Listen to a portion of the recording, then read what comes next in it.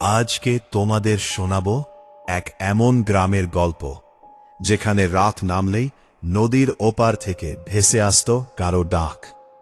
সেই ডাক কখনো মায়ের গলায়, কখনো বন্ধুর গলায়, আবার কখনো এমন কারো গলায় শোনা যেত যাকে মানুষ বহু বছর আগেই হারিয়ে ফেলেছে। গ্রামের লোকেরা বলতো, ওই ডাকে একবার সাড়া দিলে আর ফিরে আসা যায় না, মানুষ শুধু হারিয়ে যায়। আর কয়েকদিন পরে নদীর ধারে ভেসে ওঠে তার ফাঁকা নৌকা। এই গল্পটা মীরা শহরের মেয়ে, কলকাতার এক কলেজে ইতিহাস নিয়ে পড়াশোনা করত সে। ছোটবেলা থেকেই পুরনো লোককাহিনী, অভিশাপ আর হারিয়ে যাওয়া গ্রামের গল্প শুনতে তার ভীষণ ভালো লাগত। বইয়ের পাতায় নয়, বাস্তবে গিয়ে সেই গল্পগুলোর সত্যি খুঁজে বের করাই ছিল তার শখ। আর সেই শখই একদিন তাকে নিয়ে গেলা পশ্চিমবঙ্গে এক অজানা গ্রামে, যার নাম ছিল শালবন। শালবন গ্রামের নাম থাকলেও সেখানে যাওয়ার রাস্তা ছিল ভাঙাচোরা। গ্রামের পাশে ছিল এক বিশাল নদী। নদীর ওপারে শুধু ঘন জঙ্গল আর ধ্বংস হয়ে যাওয়া এক পুরনো মন্দির। গ্রামের মানুষ সূর্য ডোবার পরে নদীর দিকে তাকাত পর্যন্ত না। মীরা প্রথম এই গ্রামের কথা শুনেছিল তার দাদুর কাছ থেকে। ছোটবেলায় দাদু রাতে গল্প শোনাতেন। এক রাতে দাদু বলেছিলেন, মনে রাখিস মীরা, নদীর ওপার থেকে কেউ যদি তোকে ডাকে কখনো সাড়া দিবি না, কারণ সব ডাক মানুষ দেয় না। তখন ছোট ছিল মীরা, সে হেসে উড়িয়ে দিয়েছিল কথাটা, কিন্তু দাদুর মুখের ভয়টা সে কোনোদিন ভুলতে পারেনি। বছর 10 পরে একদিন হঠাৎ দাদুর পুরনো ট্রাঙ্ক ঘাঁটতে গিয়ে মীরা একটা ডায়েরি খুঁজে পেল। ডায়েরির পাতাগুলো হলুদ হয়ে গিয়েছিল। সেখানে বারবার লেখা ছিল একটাই লাইন, যে ডাকে সাড়া দিলে মৃত্যু। আর নিচে আঁকা ছিল নদী, একটা নৌকা আর লাল শাড়ি পরা এক মেয়ের ছবি। ডায়েরির শেষ পাতায় একটা গ্রামের নাম লেখা ছিল, শালবন। মীরার কৌতূহল চরমে পৌঁছে গেল। সে ঠিক করল, এই গ্রামের রহস্য তাকে জানতেই হবে। 2 দিন পর একটা ছোট ব্যাগ ঘাদ নিয়ে সে রওনা দিল শালবনের উদ্দেশ্যে। শহর থেকে ট্রেন, তারপর বাস, তারপর ভ্যান রিক্সা। যত এগোচ্ছিল রাস্তা তত ফাঁকা হয়ে যাচ্ছিল। সন্ধ্যার একটু আগে সে পৌঁছাল শালবনে। গ্রামটা অদ্ভুত রকম শান্ত ছিল। কাঁচা রাস্তার দুপাশে পুরনো বাড়ি, বাতাসে যেন একটা ভিজে গন্ধ। চারপাশে এত নীরবতা ছিল যে নিজের পায়ের শব্দ স্পষ্ট শোনা যাচ্ছিল। মীরা গ্রামের মাঝখানে একটা ছোট চায়ের দোকানে গেল। দোকানে কয়েকজন বয়স্ক লোক বসেছিল। মীরা তাদের জিজ্ঞেস করল, এখানে থাকার মতো কোনো জায়গা আছে? একজন বৃদ্ধ ধীরে ধীরে তার দিকে তাকালেন, তারপর বললেন, তুমি বাইরের মানুষ? হ্যাঁ। মীরা একটু হেসে বলল, গল্প শুনতে। এই গ্রামের পুরনো ইতিহাস নিয়ে কাজ করেছি। বৃদ্ধের মুখ মুহূর্তে ফ্যাকাশে হয়ে গেল। তিনি আস্তে বললেন, রাত হওয়ার আগে ফিরে যাও। মীরা অবাক হয়ে জিজ্ঞেস করল, কেন? কেউ উত্তর দিল না। সবাই চুপচাপ মাথা নিচু করে চা খেতে লাগল। ঠিক তখন দোকানের এক কোণ থেকে একজন বৃদ্ধা উঠে এলেন। তার চুল পুরো সাদা। কাপা গলায় তিনি বললেন, তুমি কি নদীর গল্প শুনে এসেছে? মীরা মাথা নাড়ল। বৃদ্ধা বললেন, তাহলে শোনো, এখানে রাতের পরে কেউ নাম ধরে ডাকলে উত্তর দেবে না, জানলার বাইরে তাকাবে না, আর নদীর দিকে একদম যাবে না। মীরা একটু হেসে বলল, এগুলো কি গ্রামের কুসংস্কার? বৃদ্ধা হঠাৎ তার হাত শক্ত করে চেপে ধরলেন। তার চোখে অদ্ভুত আতঙ্ক। না মেয়ে, এটা অভিশাপ। মীরা বুঝল গ্রামের মানুষ এই বিষয় নিয়ে কথা বলতে চায় না। তবু সে সেখানেই থাকার সিদ্ধান্ত নিল। গ্রামের শেষ মাথায় একটা পুরনো বাড়িতে থাকার ব্যবস্থা হল। বাড়িটার মালিক ছিলেন হরিপদ কাকা। একা থাকতেন তিনি। তার স্ত্রী বহু বছর আগে মারা গেছেন। কাকা মীরাকে জিজ্ঞেস করলেন, তুমি সত্যিই ওই নদীর ব্যাপারে জানতে চাও? মীরা বলল, হ্যাঁ, আমি সত্যিটা জানতে চাই। হরিপদ কাকা অনেকক্ষণ চুপ করে থাকলেন। তারপর ধীরে ধীরে বললেন, প্রায় 40 বছর আগে এই গ্রামে একটা ঘটনা ঘটেছিল। তখন নদীর ওপারে একটা মন্দির ছিল। সেখানে পূজা করত এক তান্ত্রিক। লোকটা নাকি মৃত মানুষের আত্মার সঙ্গে কথা বলতে পারত। গ্রামের মানুষ ভয়ে তার কাছে যেত না। কিন্তু এক বর্ষার রাতে গ্রামের কয়েকজন ছেলে সাহস করে মন্দিরে ঢোকে। তারপর যা হয়, তিনি থেমে গেলেন। কি হয়েছিল?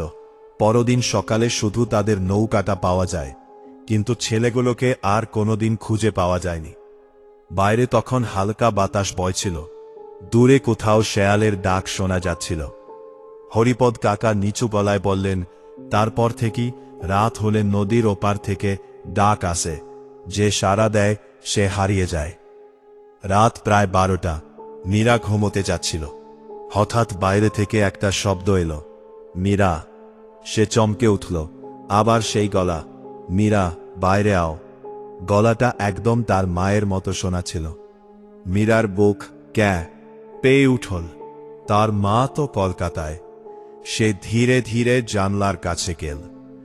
কিন্তু ঠিক তখনই বিকেলের বৃদ্ধার কথা মনে পড়ল। জানলার বাইরে তাকাবে না। মীরা থেমে গেল। কিছুক্ষণ পর শব্দ থেমে গেল। পরদিন সকালে সে হরিপদ কাকাকে সব বলল। হরিপদ কাকার মুখ মুহূর্তে সাদা হয়ে গেল। তুমি উত্তর দিয়েছিলে? না। তিনি যেন হাঁফ ছেড়ে বাঁচলেন। ভালো করেছে। যারা প্রথম রাতে উত্তর দেয় তারা দ্বিতীয় রাত আর দেখে না। মীরা এবার সত্যিই ভয় পেতে শুরু করো। কিন্তু তার কৌতূহল আরো বেড়ে গেল। সে গ্রামের মানুষের সঙ্গে কথা বলা শুরু করো। সবাই একই কথা বলতো, নদীর ওপার থেকে ডাক আসে। কিন্তু কেউ পুরো ঘটনা বলতে চাইতে না, যেন সবাই কিছু লুকোছে। অবশেষে গ্রামের এক বৃদ্ধ জেলে রাজি হল কথা বলতে। তার নাম ছিল নিতাই। নিতাই বলল, আমি নিজের চোখে দেখেছি। আজ থেকে 15 বছর আগে আমার ছোট ভাই রাতের বেলা নদীর ধারে গিয়েছিল। সে শুনেছিল তার মৃত বাবার গলা। তারপর সে নৌকা নিয়ে নদীতে নামে। আমরা সবাই তাকে থামাতে গিয়েছিলাম, কিন্তু সে যেন আমাদের চিনতেই পারছিল না। শুধু বলছিল, বাবা আমাকে ডাকছে। তারপর নদীর মাঝখানে পৌঁছে কুয়াশার মধ্যে মিলিয়ে যায়। তারপর কি তাকে আর পাওয়া যায়নি? নিতাই মাথা নাড়ল। 3 দিন পরে তার নৌকাটা ভেসে উঠেছিল, কিন্তু মানুষটা না। সেই রাতে মীরা সিদ্ধান্ত নিল নদীর কাছে যাবে। সত্যিটা তাকে জানতেই হবে। রাত গভীর হলে সে চুপি চুপি বাড়ি থেকে বেরিয়ে পড়ল। চারপাশ নিস্তব্ধ। আকাশে মেঘ। দূরে নদীর জল কালো হয়ে আছে। নদীর কাছে পৌঁছাতেই সে অদ্ভুত ঠান্ডা অনুভব করল, যেন চারপাশের বাতাস হঠাৎ জমে গেছে। ঠিক তখনই ওপার থেকে একটা আলো দেখা গেল। মনে হচ্ছিল কেউ একটা লণ্ঠন হাতে দাঁড়িয়ে আছে। তারপর ভেসে এল গলা। চারপাশ নিস্তব্ধ। আকাশে মেঘ। নদীর কাছে পৌঁছাতেই সে অদ্ভুত ঠান্ডা অনুভব করল। নৌকায় পা রাখতেই কেউ তার হাত টেনে ধরল। মীরা চিৎকার করে ঘুরে দাঁড়াল। হরিপদ কাকা। তিনি হাঁপাতে হাঁপাতে বললেন, পাগল মেয়ে, মরতে চাস? সারা রাত মীরা জোরে কাঁপল। আর স্বপ্নে বারবার দেখল নদীর ওপারে দাঁড়িয়ে আছে লাল শাড়ি পরা এক মেয়ে। তার চোখ দুটো সাদা। সে শুধু বলছে, সারা দেত। পরদিন সকালে মীরা ঘুম ভাঙতেই দেখল দরজার সামনে কাদা মাখা ভেজা পায়ের ছাপ। যেন কেউ রাতের বেলা ঘরের ভেতর ঢুকেছিল। পায়ের ছাপগুলো এসে থেমেছে তার বিছানার পাশে। তারপর থেকে প্রতি রাতেই ডাক আসতে লাগল। কখনো বাবার গলা, কখনো দাদুর, কখনো তার মৃত বন্ধুর। এক রাতে দরজার নিচ দিয়ে জল ভেতরে ঢুকতে শুরু করল।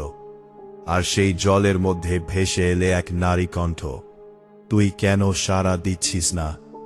মীরার শরীর ঠান্ডা হয়ে গেল।